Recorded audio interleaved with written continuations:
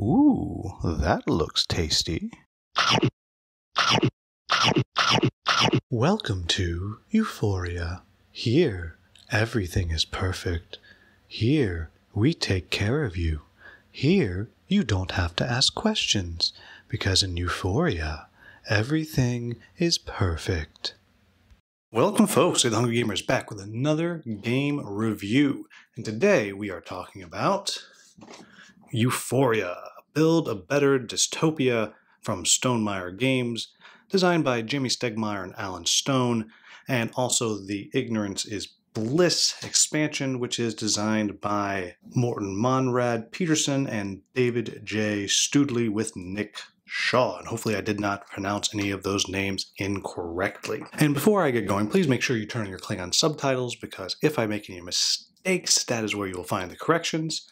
And so what Euphoria is it is at its core a worker placement game where instead of traditional workers, you wind up using dice instead. Now, this is a game that can be played with 1 to 6 players. I ostensibly have a 6-player setup here right now. There are things that get added out to the board with less players, so there's less options to places that you can go, like most worker placement games do.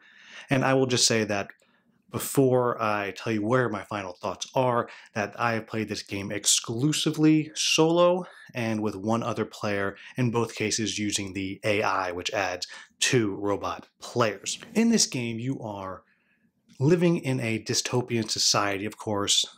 The catch is that no one realizes they're living in a dystopian society. And so what you are going to do is you are slowly building up your own prestige, your own authority, until you can take over. And it's kind of up to you whether or not you are doing this in order to free everybody or to rule with your own iron fist. That's kind of up to you, and there are some choices you get to make as you go through. If you are not at all interested in how this game is played and just want to jump ahead to my final thoughts, then you're going to go ahead to the timestamp on the screen right now. For those of us still here, let's talk about what it is that you see in front of you. And first I will say that this is actually quite a large board. I actually have my camera on the tripod as high up as it can go, stacked on some other things, and I still cannot quite get the entire board in the shot. But there you can kind of see some of the rest of it there, and that just about gets you all the way to the top. Not quite, but for all intents and purposes, that this is enough for you to kind of figure out what is going on. So I will put it back like this. And I'll also add that every player has a board like this, and mostly what this board does is it gives you a place to place your resources and your workers, and then down here it is the same thing as you have up here, but so everyone has it right in front of them. You don't actually need to use that. In either event, you're not going to see any of those from me right now because it doesn't matter as I kind of show you the basics of how the game works. And so what you see in front of you is 4 different factions and their zones represented. The one that's off the screen are called the Icarites, and they're kind of the flying people. Let's pull it right back down one more time so you can see they're kind of flying ships there. And then down here we have the Euphorians, the Wastelanders, and the Subterrans. And Euphorians ostensibly are the people who live in this city, the Wastelanders are the people from the outside, and the Subterrans are the people who kind of live underground. As far as resources go, every player has 4 dice, though I'll say that they only start with 2 dice, and the others actually get set off to the side. You have to earn them later on. And then they have a knowledge marker and a popularity marker, which they'll track on their own boards. Again, as I kind of showed you earlier, you have those and they go out here on their specific starting positions. And I'll explain to you kind of right now how those work and what those do. So what's going to happen here is as you're playing, you'll be placing your workers or your dice out on the board. Once you have all of your dice placed out, then you're going to have to take an action that's going to pull all of them back to you. So when you do that, you have to make a choice.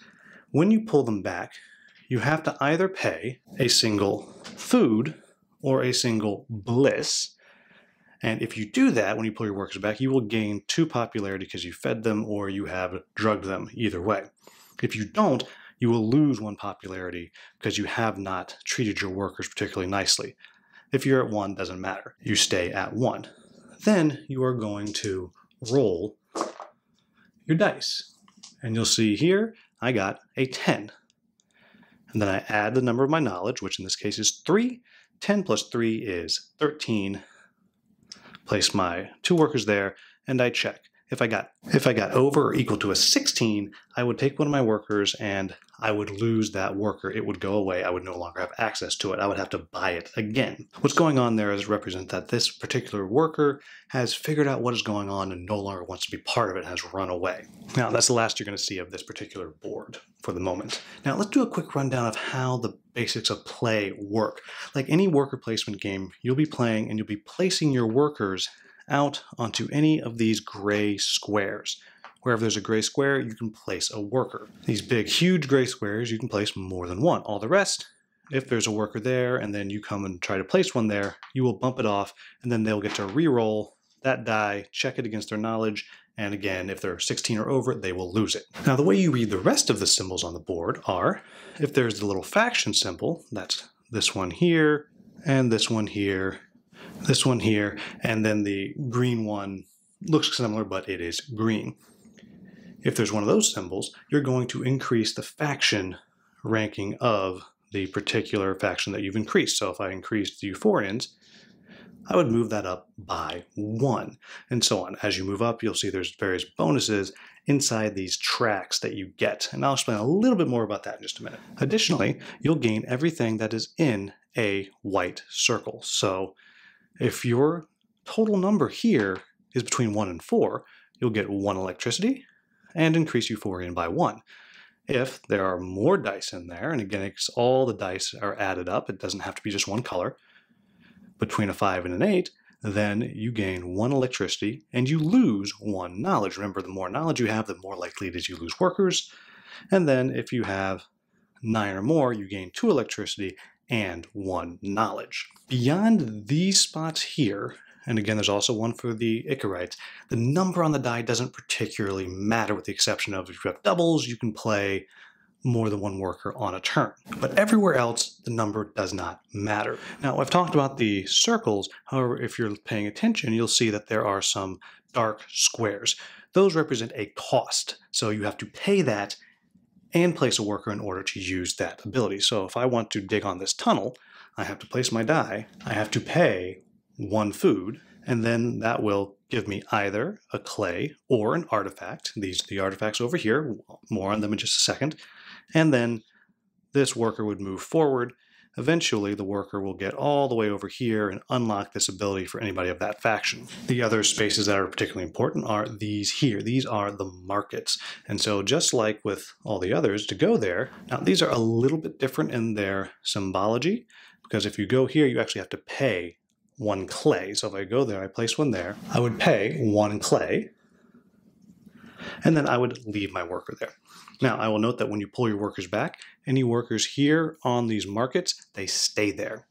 And they would stay until the correct number of pieces have been built on that market. In a 5 or 6 player game, you actually have to get all 4 built. So your guy would just stay there until you and other players wind up filling all of those spots. Once you fill all of those spots, you flip over the market and you slide it over. And what you've done now is you've opened up a new spot. So here's a new spot that will allow you to place a star, more on that in just a second, gain a faction, and it was going to cost you gold and a teddy bear artifact.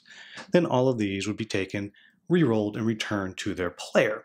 In addition to that, every player who helped build that market gets to place a star. Stars are how you win the game. The first player to place all 10 of their stars will win. In addition to that, you'll see down here at the bottom,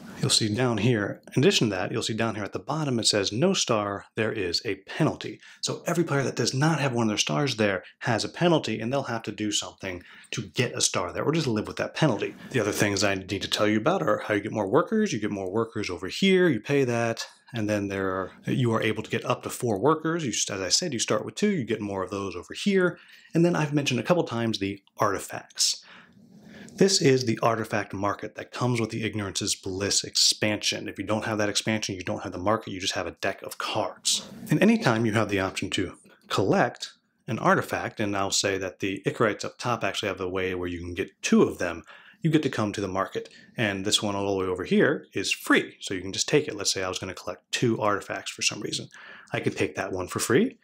Everything would slide down, and we would get a new one, like so. Then if I were to buy another one, I could choose to pay one of my resources or 2 resources to get one of the others. Let's say I wanted to pay 1 resource, so I'll spend a food and I'll collect this one, and then again everything would slide down and the next one would come out. Now artifacts are used in a couple different ways. They're used in positions like this. There are costs. Every single player will start the game with one of these ethical dilemmas, and you'll see, for example, this would cost 1 box, which is actually a copy of viticulture for those who are really looking close, or 2 other artifacts. This one costs a Wrinkle in Time book, or again 2 artifacts. And then you just have to make a choice. Do you want to make the workers toil? You do that, you pay the cost, and you say, I'm going to make the workers toil. And if you want to do that, you just drop a star on there right away. You've gained a star immediately. Or you can let the workers relax, then you're going to draw 2 recruits and keep 1. Now, I'm going to tell you about recruits right now. And you'll see each of the different ethical dilemmas is slightly different. And again, kind of leads you down the path of, are you going to rule with your own iron fist? Or are you going to kind of free everybody and be the catalyst of change in a positive way? Now, this is the second to last thing I need to tell you about are recruits. When you start the game, you're going to draw a series of recruits, and you're going to decide which ones that you want to start with. There's one for each of the 4 factions, and then the expansion gives you these factionless ones. And what they do are they give you a bonus, and they also mean you are part of the faction. Because if you're looking close and you look over at the allegiance track over here, you'll see there's a star at the end of those paths. Once this allegiance gets all the way over there, if you have a member of that faction that you're working for, you then get to place a star on that particular recruit. And you're going to start the game actually with one that is active and one that is not active.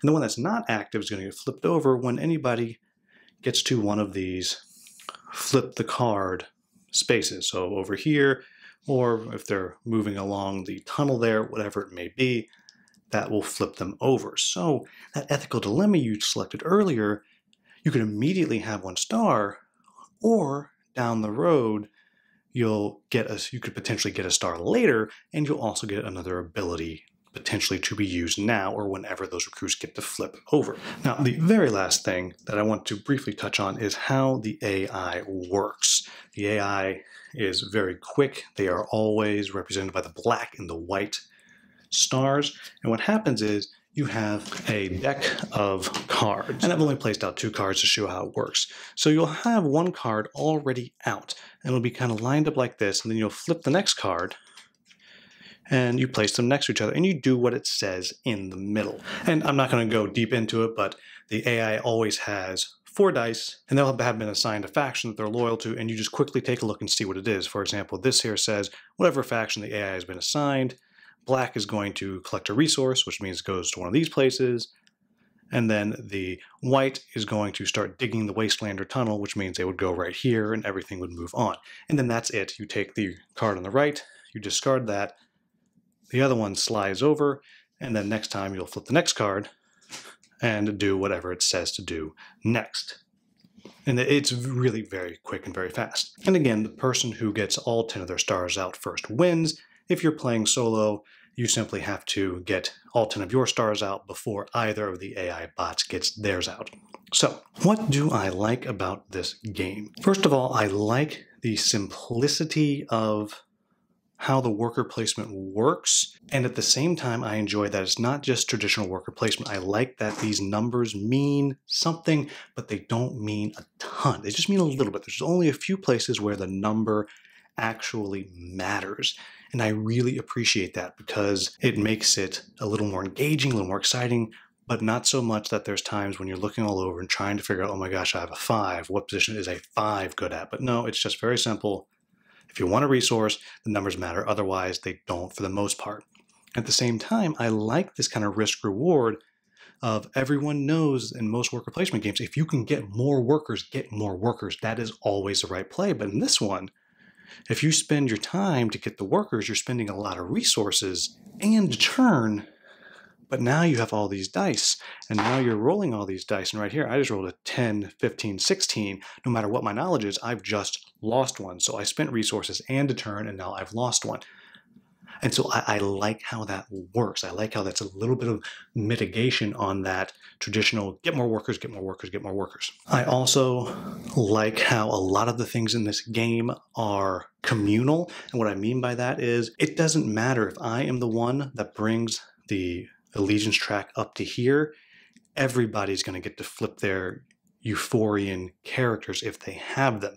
So it's a balance that I have to manage as well, because I might be helping another player along in addition to helping myself, and I think that is very cool. I also really appreciate that the Icarites, all the way up here at the top, they actually operate quite differently. They don't have markets that they build. They just have things that are always available, but you can't place as many stars up there, and I really do enjoy that. That is a fun little bit. I also really appreciate the way the board looks. I think it's really stunning to look at. I like the tongue-in-cheekness of like these artifacts. I like that this is a copy of Viticulture. I like the art on the characters. I really enjoy all of that. I love what's going on with these ethical dilemmas. They're good fun, and they're very thematic, along with, speaking of it being thematic, all of these markets. And there's a whole bunch of them that come with the base game, and then a bunch more that come with the expansion. They're just really fun. So for example, we go Together We Work Alone camp, or the Institute of Orwellian Optimism. It's just very tongue-in-cheek, and it really does a lot to kind of bring out that theme of the game. So it's not just a cut and dry, move your workers around, gather some stuff, good for you, you got some stars. I also enjoy how the recruits work. I like having to make that choice at the beginning of the game, which one are you going to use, which one are you going to wait to use later, and each of those recruits that you get are going to shape your strategy, which again, I really enjoy because it helps cut down on this idea of there's one way to win the game. So all of that I really appreciate, and I appreciate that turns are, for the most part, fast. There's not a ton of time where you're staring at the board trying to figure out what to do. Turns are quick. Again, I haven't played 6-player, so maybe it would go slow 6-player. I'm not totally sure, but it feels like it moves quite quickly. I'm also going to say, I've now made a mess of it, but the board is very elegant. I really like this, how as you're putting out your dice here, and you place them out, and then it flips over, and it slides, and pushes it, and then something else is revealed. You go all the way up this tunnel, you get there, and then something else is revealed. And I don't know, it's very aesthetically pleasing. I like all of the way this thing looks. Speaking of the expansion in particular, I think this market is almost a must-have for this game. It's just so much better being able to see that and make that choice. It adds so much to the game. And finally, I'll say I really do enjoy the AI. I usually don't like having more than one AI you have to operate. In this case, you have to operate 2, but it's so fast. I mean, it takes under 10 seconds, probably under 5 seconds every single round to figure out what the AI is doing.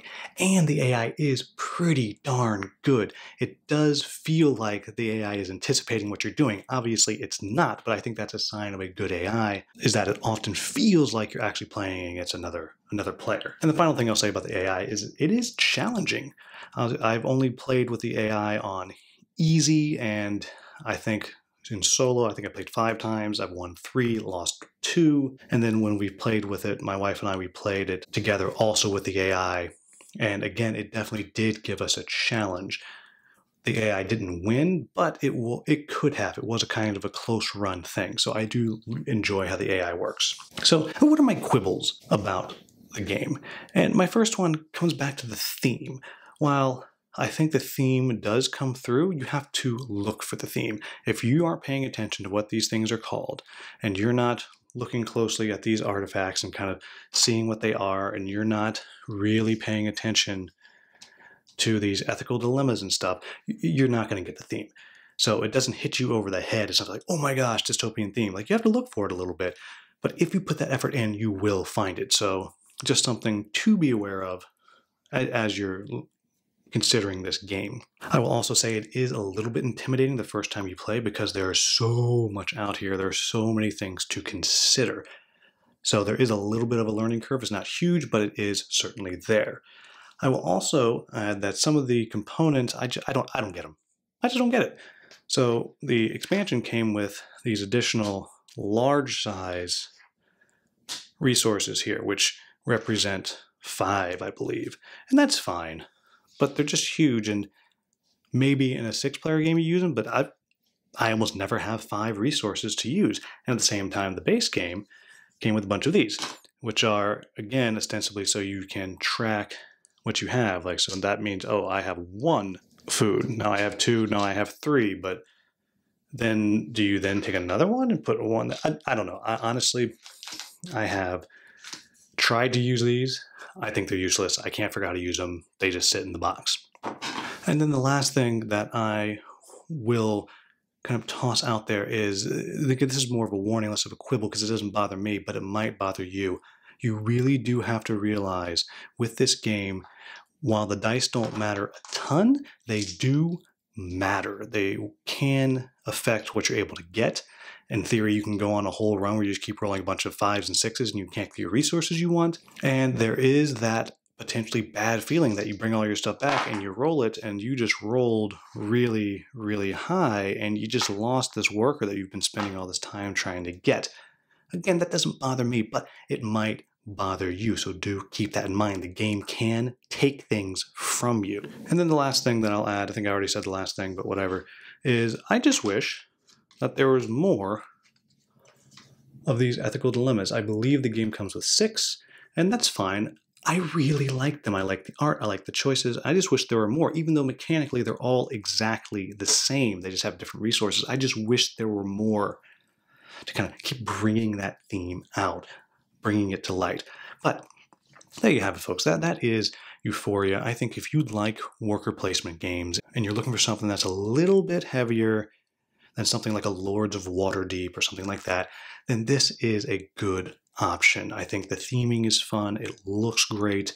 It plays fast. I really like the AI. It's a very fun one to play solo. And particularly if you're looking for a worker placement game where it has a couple of twists. These dice, rolling those is a nice little twist.